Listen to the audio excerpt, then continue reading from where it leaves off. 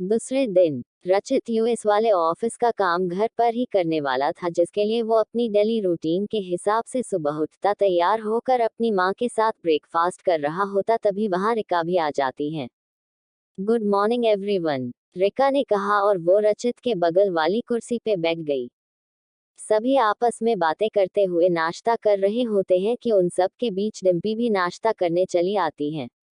उसकी नज़र रचित और रिका पर जाती है, जहां दोनों आपस में बातें करते हुए नाश्ता कर रहे होते। रचित को तो डिम्पी के वहां आने का भी पता नहीं चला। तभी सरला जी उसे प्यार से कहती है, बहू आओ बैठो मेरे पास। सरला जी के कहने पर डिम्पी उनके पास जाकर बैठ जाती, लेकिन नज़र उसकी रचित और रिका पर ही टिकी हुई थी। रिका जो डिम्पी को देखकर उससे कहती, हेलो आई एम रिका, आपसे तो बात ही नहीं हो पाई कल। रिका ने कहा, किसी ने मेरा इंट्रोडक्शन ही नहीं करवाया आपके साथ। Anyways I am Devyani Kapoor, Dimpy ने तंज कसते हुए कहा। बातचीत हो जाने के बाद सभी अपने अपने नाश्ते पर ध्यान देने लगे। डिम्पी के डाइनिंग पर आने से ही सोफिया ने उसका ब्रेकफास्ट रेडी करके सर्व कर दिया था। रिका ब्रेकफास्ट की तारीफ करते हुए कहती, वाओ, ये पोहे तो बहुत टेस्टी बने हैं। पोहे माँ ने बनाया है तभी तो इतने टेस्टी बने हैं। रचित ने कहा, सच में आंटी जी, आपके हाथों में तो जादू है। मेरी मम्मा भी बहुत अच्छे पोहे बना लेती हैं, आज उनकी ही याद आ गई। रिका ने अपनी माँ को याद करते हुए कहा।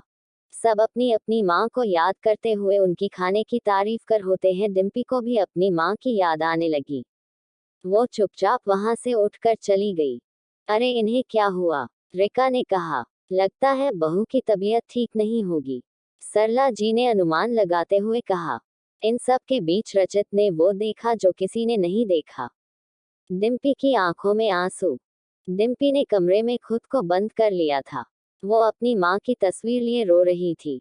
आपको याद करने के लिए मेरे पास तो कोई यादें भी नहीं है मॉम। मेरी मॉम कैसी थी? वो कैसे बातें किया करती थी? कैसे खाना बना लिया करती थी? वो दिखती कैसी थी? भी कुछ भी तो है मेरे पास नहीं है सिवाय आपकी तस्वीर के। सबके पास मॉम है, सिर्फ मेरे पास मॉम नहीं। क्यों नहीं हो आप मेरे पास मम्मा, क्यों?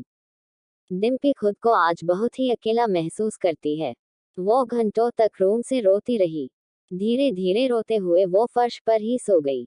रचित डिम्पी के रूम के बाहर उसे देखता रहा, लेकिन उसकी हिम्मत नहीं हुई उसे संभालने की, उसके आंसू पोंछने की, उसे सीने से लगा कर ये कहने की वो अकेली नहीं है, उसका रचित है उसके पास। सोचते हुए रचित अपने ख्यालों से बाहर आता और वापस चला जाता।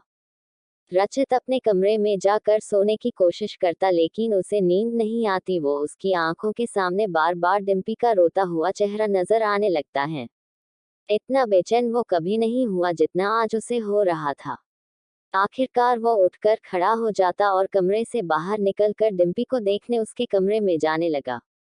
डिम्पी रोते हुए ही फर्श पर सो गई थी। उसके रूम का दरवाजा भी लॉक नहीं था, जिससे रचित अंदर जाने लगा। फर्श पर डिम्पी को सोता देख उसे उठाकर बेड पर आराम से सुला देता। डिम्पी का मासूम सा चेहरा रोते हुए मुरझाया हुआ सा था। रचित उसे ब्लैंकेट डालने को होता कि उसके हाथ डिम्पी के हाथों से टकरा जाते। इसे तो बहुत तेज बुखार है। डिम्पी को तेज बुखार होने की वजह से रचित उसके सिरहाने ही बैठा रहा। वो उसके सिर पर ठंडी पानी की पट्टी करता रहा जब तक उसका बुखार सर से उतर नहीं गया। इसी बीच डिम्पी बुखार में ही कहराती अपनी माँ को याद करती रही। रचित को उसकी हालत देखकर उसे छोड़कर जाने का मन नहीं हुआ। और जाता भी कैसी, इस समय उसे अपनों की जरूरत थी। उसकी माँ तो नहीं रही और उसके डैड शहर से बाहर गए हुए हैं। रचित अपने गुस्से और नाराजगी को भूल चुका था और इस समय सिर्फ डिम्पी का ठीक होना उसके लिए सबसे ज्यादा जरूरी हो गया था। वो रात भर डिम्पी को ठंडी पानी की पट्टी देता रहा और इसी बीच कब उसकी आंख लग गई उसे खुद भी नहीं पता चला। सुबह जब रचित की आंख खुली वो खुद को फर्श पे सोता हुआ देखता है। उसका एक हाथ डिम्पी के सर पर रखा था। कल रात में यही सोता हुआ रह गया। रचित को रात वाली बात का ध्यान आया। रचित डिम्पी की ओर देखता है जो इस समय सो रही थी। वो उसका बुखार चेक करता। बुखार तो काफी कम हो गया है। अब मुझे चलना चाहिए यहाँ से, वरना ये जाग गई तो पता नहीं कैसे कैसे इल्जाम लगाएगी मुझ पर। रचित वहां से चला गया और डॉक्टर को फोन करके डिम्पी के चेकअप के लिए इन्फॉर्म कर देता है। यहाँ सरला जी हॉल में थी तब सुबह ही डॉक्टर मेंशन चले आते हैं। डॉक्टर साहब इतनी सुबह पर मुझे तो कुछ नहीं हुआ है, सरला जी डॉक्टर को देखकर मन ही मन सोचते हुए कहती हैं। डॉक्टर अंदर आकर कहते, मुझे मिस्टर रचित ने बुलाया है उनकी वाइफ मिस देवयानी का चेकअप करने। क्या आप बता सकती हैं उनका रूम कौन सा है? बहू का चेकअप, आइए वो ऊपर के रूम में है। सरला घबरा गई, वो सोफिया से कहकर डॉक्टर को डिम्पी में रूम में ले जाने को कहती। बहू को क्या हो गया है भगवान? सरला जी घबराए हुई सी डिम्पी के कमरे में चली गई। डॉक्टर डिम्पी का चेकअप करते हैं। डिम्पी अभी भी तेज बुखार के कारण उसकी आंखें बंद रहती हैं। कमरे में रचित और सरला जी रहते हैं। सरला जी तो जब से डिम्पी के बुखार होने की खबर सुनी वो तभी से उसके सिरहने बैठी रही। रचित वही खड़ा हुआ डॉक्टर के चेकअप पूरी होने का इंतजार करता रहा। यहाँ रिका रूम से बाहर हॉल में आती है, वहां किसी को न देखकर सोफिया से कहती, सोफिया बाकी सब कहाँ गए, दिखाई नहीं दे रहे। मैम, डिम्पी मैम को फीवर है, उनके चेकअप के लिए डॉक्टर आए हैं। रचित सर और माँ जी वही है उनके रूम में, सोफिया ने कहा। ओह माय गॉड, डिम्पी को फीवर है। आई थिंक मुझे भी उसके पास चलना चाहिए। रिका जब डिम्पी के रूम में जाती हैं, डॉक्टर डिम्पी का चेकअप पूरी कर चुके थे। डॉक्टर रचित से कहते हैं, बुखार बहुत ज्यादा थी इनकी, अच्छा किया जो आपने उन्हें ठंडी पानी की पट्टी कर दी थी, वरना रात भर में फीवर ज्यादा बढ़ने पर हमें इन्हें हॉस्पिटल में एडमिट करना पड़ता। डॉक्टर के कहने पर रिका रचित की ओर देखती है, जो इस समय उसका चेहरा उतरा हुआ था जैसे पूरी रात सोया न हो।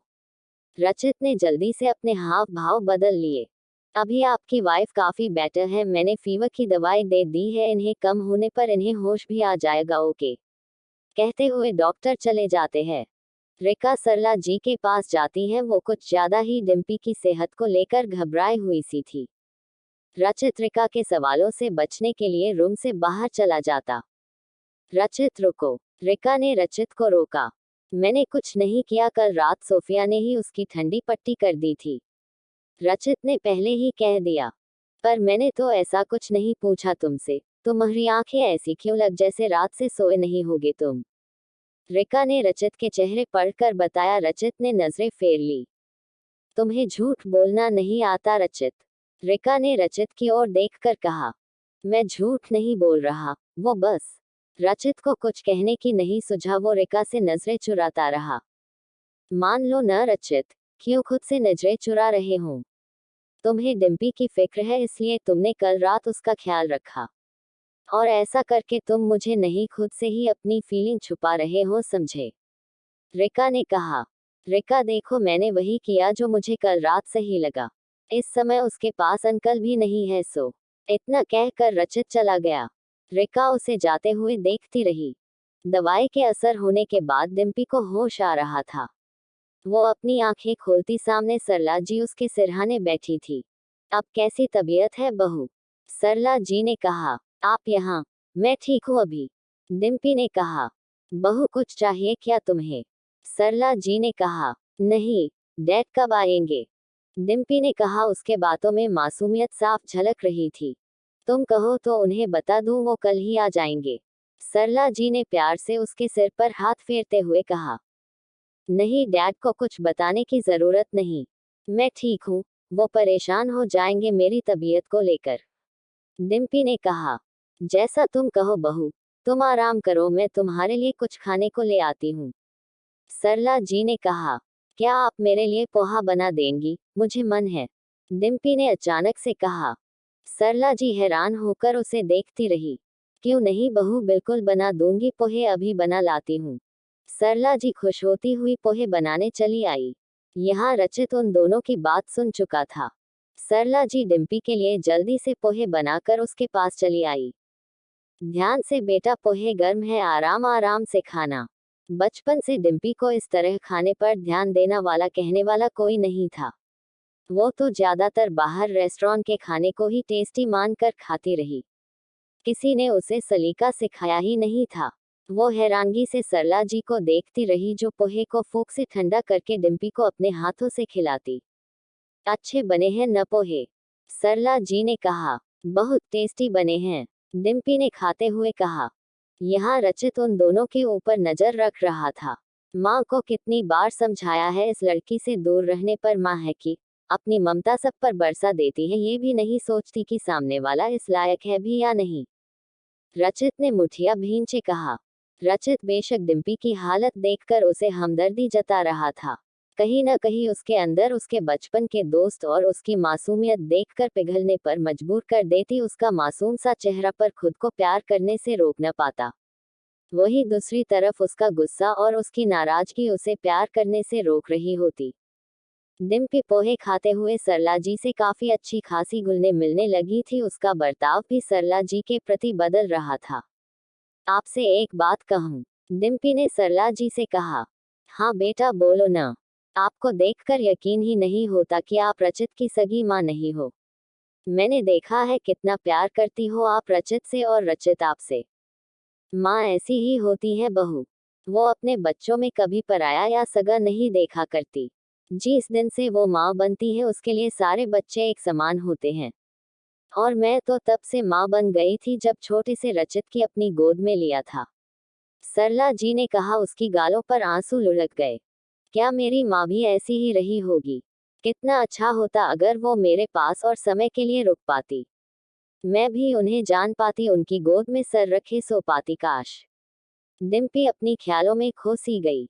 कहाँ खो गई बेटा? सरला जी ने पुकारा। डिम्पी अपनी माँ की यादों से बाहर आई। डिम्पी अपनी माँ को याद करते हुए इस कदर खो गई थी कि उसे सरला जी के पुकारने पर वो यादों से बाहर आती हैं। बहू तुम आराम करो अभी, और किसी भी चीज की जरूरत हो तो आवाज लगा देना, मैं किसी को भेज देती हूँ तुम्हारे पास। सरला जी कहते हुए चली गई।